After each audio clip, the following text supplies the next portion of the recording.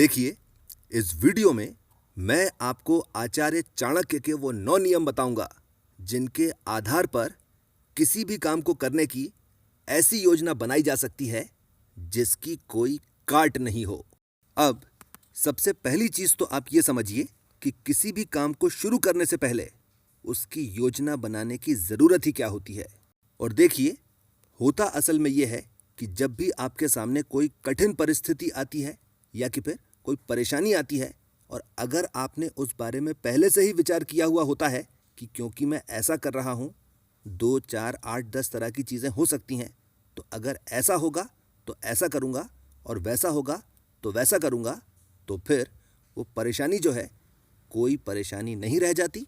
पर अगर आपने उन 2, 4, 8, 10 तरह की चीजों के बारे में कभी विचार ही नहीं किया है और उनमें से अगर कोई एक चीज भी हो जाए तो उस वक्त आपको ये चीज समझ में ही नहीं आएगी कि अब क्या करना चाहिए और क्या नहीं, और कैसे करना चाहिए और कैसे नहीं, और फिर आप और भी बड़ी परेशानी में फंस जाएंगे। इस चीज को आप ऐसे समझकर देख लीजिए कि ज्यादातर लोग एक सफल करियर इसलिए नहीं बना पाते क्योंकि वो इस बारे में कभी सोचते ही नहीं हैं कि अगर ऐसा होगा तो कैसा करूंगा और वैसा होगा तो कैसा करूंगा। कितने ही लोग ऐसे होते हैं जो किसी भी कोर्स को, किसी भी काम को या किसी भी बिजनेस को केवल देखा देखी में आकर ही शुरू कर देते हैं। अगर उनसे पूछा जाए कि तुम्हारा ब्लूप्रिंट क्या है, तो उनका सीधा सीधा जवाब ये होता है कि भाई इतने आगे की मैं नहीं सोचता, उस वक्त जैसी कंडीशंस होंगी मैं वहां पर उस हिसाब से अपना दिमाग लगा लूंगा। और देखिए, इस तरह की थिंकिंग का एक बड़ा ही क्लासिकल डायलॉग हो चुका है, रिस्क है तो इश्क है। पर केवल ट्रेलर देखकर बात करना ठीक नहीं होता। आप पहले पूरी सीरीज देख लीजिए, उसके बाद बात कीजिए। देखिए, एक समझदार इंसान को यह चाहिए कि किसी भी काम की शुरुआत करने से पहले वो बहुत गहराई से विचार करे कि अभी जो कुछ भी मैं कर रहा हूं उसकी वजह से आगे चलकर किस तरह की कंडीशंस डेवलप हो सकती हैं, और जो भी कंडीशंस डेवलप हो सकती हैं अगर वो अनफेवरेबल हैं तो उनकी रेमेडी पर काम की शुरुआत के साथ ही काम करना शुरू कर देना चाहिए। और ऐसा इसलिए करना चाहिए, इस बात को बहुत ध्यान से सुनिए, और ऐसा इसलिए करना चाहिए ताकि आपको अपने जीवन में कभी भी संघर्ष नहीं करना पड़े। अब सवाल ये उठता है कि संघर्ष से बचने की जरूरत ही क्या है? संघर्ष ही तो जीवन है भाई। धारा के साथ तो सभी तैर लेते हैं, असली मर्द तो वो होता है जो धारा के विपरीत धारा को चीर कर तैरता है। देखिए, मेहनत करने में और संघर्ष करने में जमीन आसमान का अंतर होता है, और आप इस चीज को जरा समझ भी लीजिए। देखिए, आपकी जो भी परिस्थितियां होती हैं उनके हिसाब से अपनी योग्यता और क्षमता को समझकर लंबे समय तक उस पर काम करने को मेहनत करना कहा जाता है, और बिना इनको समझे हुए लंबे समय तक जो काम किया जाता है उसे संघर्ष करना कहा जाता है। इस चीज को आप जरा ऐसे समझकर देख लीजिए कि मैंने अपना पूरा करियर इंग्लिश के दम पर बनाया है, और ऐसा इसलिए है क्योंकि इंग्लिश में केवल बहुत ही ज्यादा मेहनत करने से मेरा काम चल जाता है। पर अगर मैं अपना करियर मैथ्स के दम पर बनाने की कोशिश करता तो फिर मुझे बहुत ही लंबा और बहुत ही ज्यादा संघर्ष करना पड़ता। देखिए, मेहनत करने से कभी भी पीछे नहीं हटना चाहिए और हमेशा गधे की तरह मेहनत करने के लिए तैयार रहना चाहिए।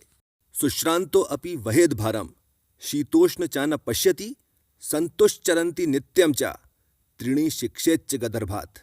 यानी बहुत ही ज्यादा थके हुए होने पर भी लगातार काम करते रहना, सर्दी गर्मी की चिंता नहीं करना, और जो मिल जाए उसमें संतुष्ट हो जाना, ये 3 चीजें गधे से सीखना चाहिए।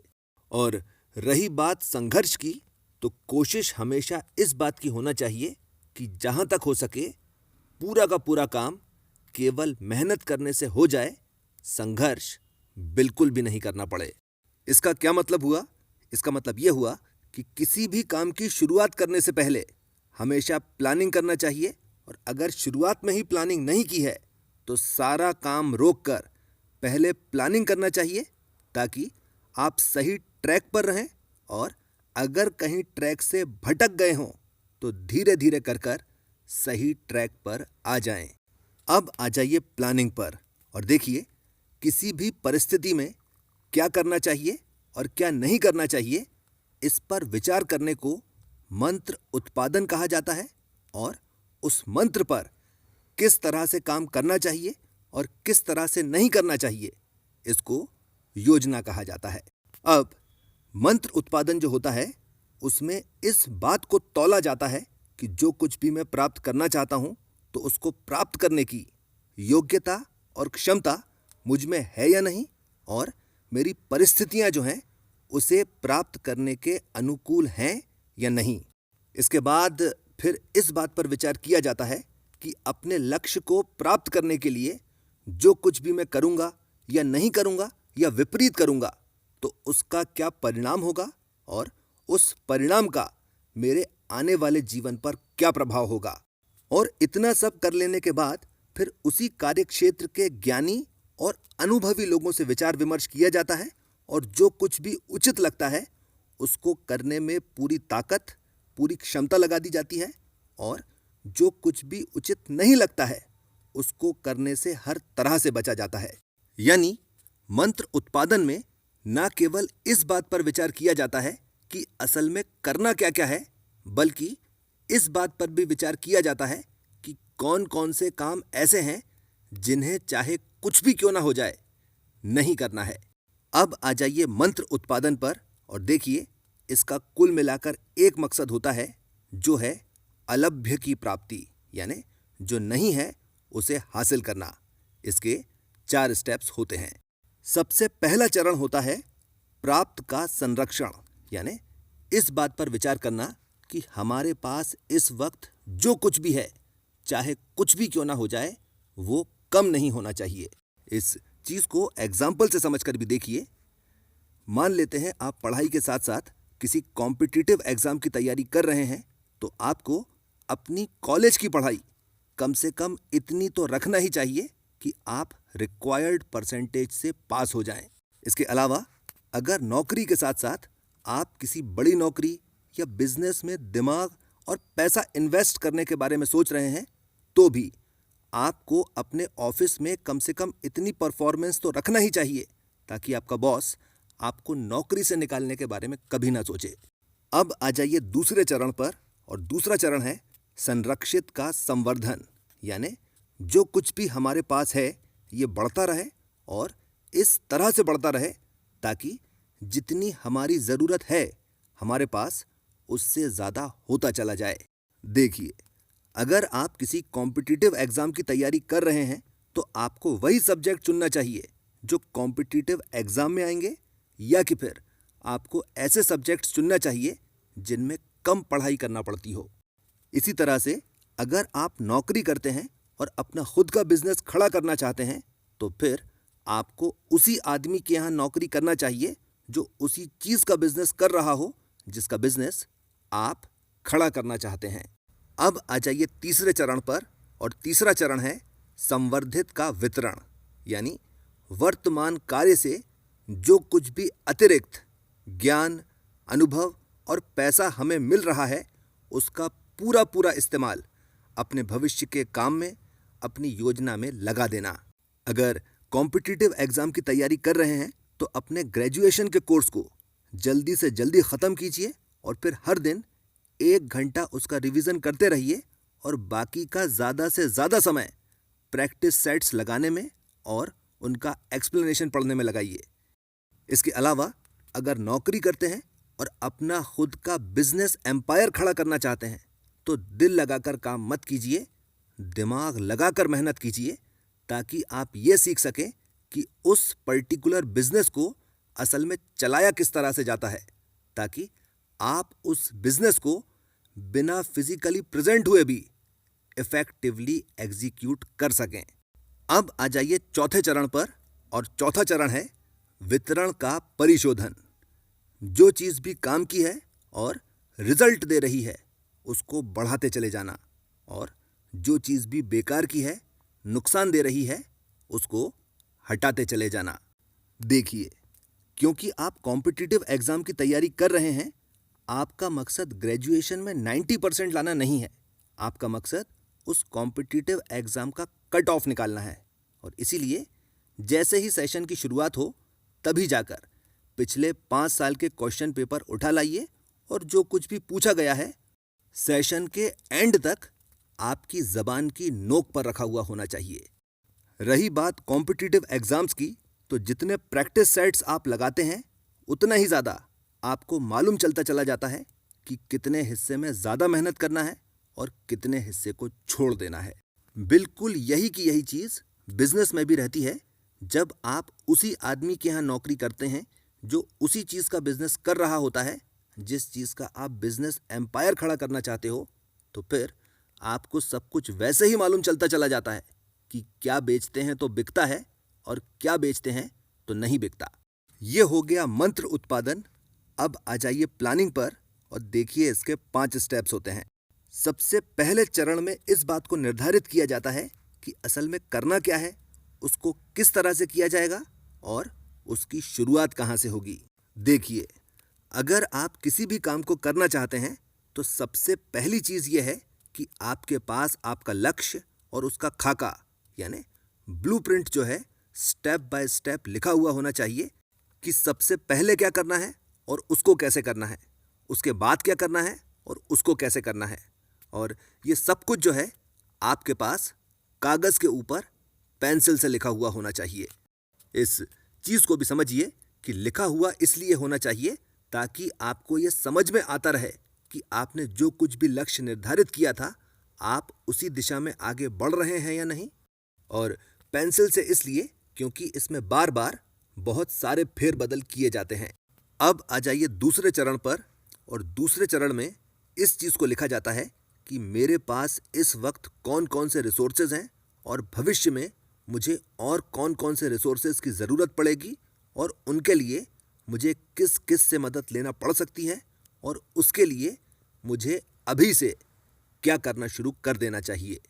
अब आ जाइए तीसरे चरण पर और इसको बहुत ध्यान से सुनिए। देखिए, इंसान जो है ये कभी भी वो नहीं बनता जो कि वो बनना चाहता था। इंसान हमेशा वही बनता है जो उसकी परिस्थितियां उसको बना देती हैं। और इसीलिए आपको अपना पूरा ज्ञान और पूरा अनुभव परिस्थितियों को समझने में और अपनी पूरी योग्यता और अपनी पूरी क्षमता का इस्तेमाल अपने आप को अपनी परिस्थितियों के अनुसार ढालने में लगाना चाहिए। अगर आपको उस तरह की परिस्थितियां नहीं मिल रही हैं तो आप ऐसी जगह पर जाइए जहां पर आपको आगे बढ़ने के मौके मिलते हों। ऐसे लोगों से मिलिए जिनसे आपको सीखने को कुछ मिलता हो, ताकि उस तरह की परिस्थितियां बन सकें जो आपको वो बना दें जो आप बनना चाहते हो। इस चीज़ को हमेशा याद रखिए कि धारा के साथ जो बहे तो मरी हुई मछली भी सागर तक पहुंच ही जाती है। अगर आप सही दिशा में मेहनत करेंगे तो आपको कभी भी संघर्ष नहीं करना पड़ेगा। अब आ जाइए चौथे चरण पर और देखिए, जब भी किसी काम की योजना बनाई जाती है और उसके अनुसार काम किया जाता है तो इस बात को मानकर चला जाता है कि सारी कोशिशों के बाद भी योजना जो है पूरी तरह से असफल हो सकती है, और अगर ऐसा हो गया तो फिर हम क्या करेंगे। और इसीलिए जिस दिशा में भी आप काम कर रहे हैं उसी दिशा में कम से कम 8 वैकल्पिक लक्ष्य रखना ही रखना चाहिए। इसको समझिए, ये बहुत ही ज़्यादा ज़रूरी चीज़ है।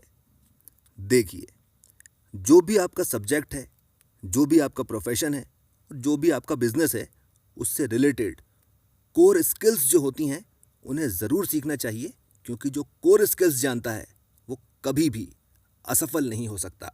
अब आ जाइए 5वें चरण पर और देखिए, जितनी सफलता भी हमें मिल रही है और जितनी मिल चुकी है ये वैसी ही रहे और इसमें कुछ भी नुकसान नहीं हो, इसके लिए वापस मंत्र उत्पादन किया जाता है। ये हो गया आचार्य चाणक्य का मंत्र उत्पादन प्रकरण और अलभ्य प्राप्ति प्रकरण। एक दो चीज़ें और भी समझ लीजिए। देखिए, किसी भी काम की प्लानिंग जो होती है वही उसकी जान होती है, और अपनी प्लानिंग को अकाट्य बनाने के लिए सबसे पहले इन 9 नियमों के आधार पर प्लान बनाया जाता है और फिर खुद ही उसको हर तरह से काट कर देखा जाता है और उसमें ज़रूरी फेरबदल किए जाते हैं। आप में चाहे कितनी भी शक्ति, कितनी भी योग्यता, कितनी भी क्षमता, कितनी भी प्रतिभा क्यों ना हो, और भले ही चाहे आप किसी काम को अपनी माँ के पेट से सीख कर क्यों ना आए हों, किसी भी काम में हाथ डालने से पहले प्लानिंग ज़रूर कीजिए, क्योंकि अगर आपने प्लानिंग नहीं करी है तो वो लोग जिन्होंने प्लानिंग कर रखी है, आप उनके चक्रव्यूह में फंस जाएंगे और निश्चित रूप से ख़त्म हो जाएंगे। और इसीलिए प्लानिंग कीजिए, और नहीं आती तो सीखिए, क्योंकि कागज़ के ऊपर और पेंसिल से लिखे हुए प्लान की कोई काट नहीं होती। अब आ जाइए प्लानिंग के आखिरी और सबसे ज़रूरी हिस्से पर, और देखिए योजना बनाने से पहले, योजना पर कार्य करते समय और योजना के सफल हो जाने के बाद क्या किया था, देर सवेर सबको मालूम चल ही जाता है, पर कैसे किया था ये बात किसी को भी कैसे भी कभी भी नहीं बताई जाती। आखिरी चीज़, और देखिए आप चाहे कितनी भी प्लानिंग क्यों ना कर लीजिए, सब कुछ प्लानिंग के हिसाब से नहीं होता, पर बिना प्लानिंग के कुछ भी नहीं होता। इसके साथ मैं अपनी बात खत्म करता हूं। आपने मुझे इतना समय दिया, थैंक यू वेरी मच।